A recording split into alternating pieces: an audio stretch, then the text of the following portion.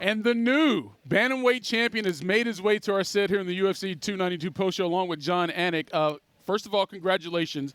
And as you hold the belt here, I wonder how the reality of winning, Sean, matched your dreams of achieving this.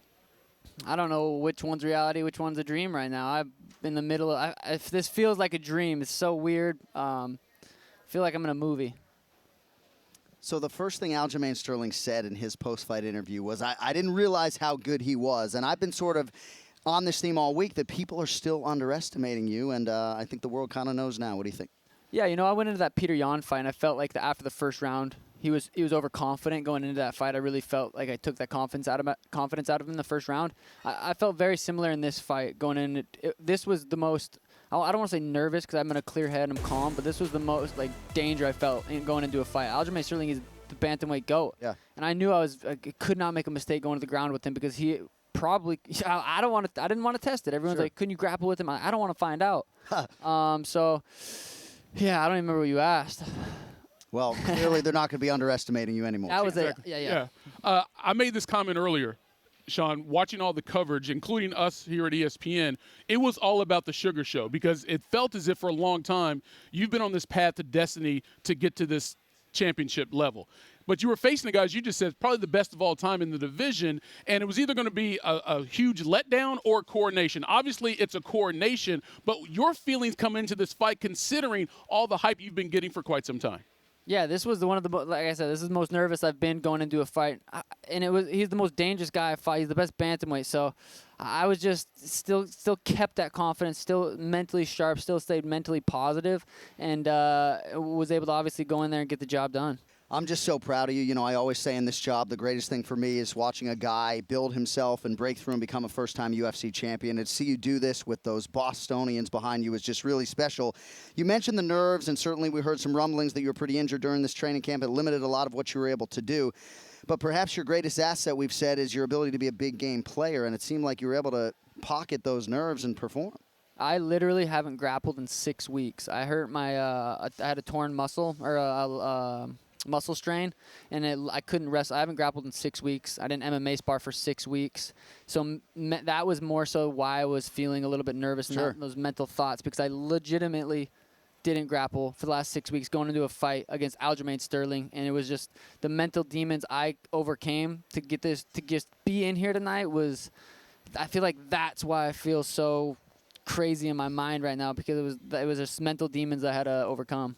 So you had 6 weeks off of grappling, and now you still come out and beat a grappler and win the championship. And you already said you're already looking ahead to who you're going to fight next potentially. Of course, Chito Vera was on this card. He won. You mentioned December. You're scheduling now. You're bookmaking for the UFC. I mean, like, do you need more time, or are you ready to go? Ideally, it's December, and Chito's lucky I'm giving him that shot because he'll probably never fight for a title unless I gave him that opportunity. But yeah, I have to get this taken care of. Obviously, I really did think I stayed off it for 6 weeks, and I would hurt it here and there, trying to kind of see where it was at, and so I hadn't felt it for about 2.5 weeks. I thought maybe, grade 1 muscle strain, it could be all right. It's definitely feeling it right now. So maybe we'll see. I really want to fight in December. So that's the plan. I'm going to just stay healthy, or try to eat clean, sleep good, get healthy, and get back in there because I love this. You've talked about, seeing yourself as a champion for so long, and you even went back when you were 16. This is what you've been doing. You've been knocking dudes out since you were 16.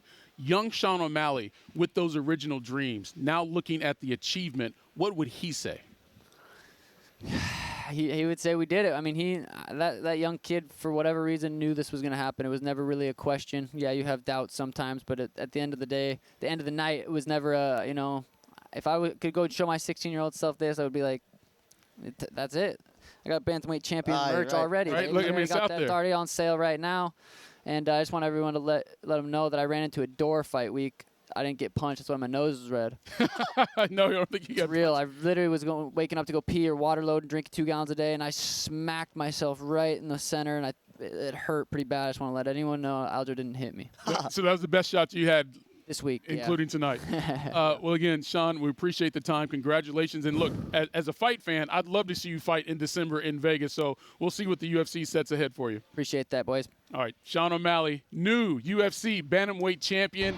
And you take a look at the current rankings at 135 pounds. I mean, this is a matchmaker's dream right here. You take a look at some of these names. You got former champions on here. You got Marab, who's been on a win streak as well. Henry Cejudo, of course, he just lost to Aljamain not long ago. Thank you for watching ESPN on YouTube. For live streaming sports and premium content, subscribe to ESPN+.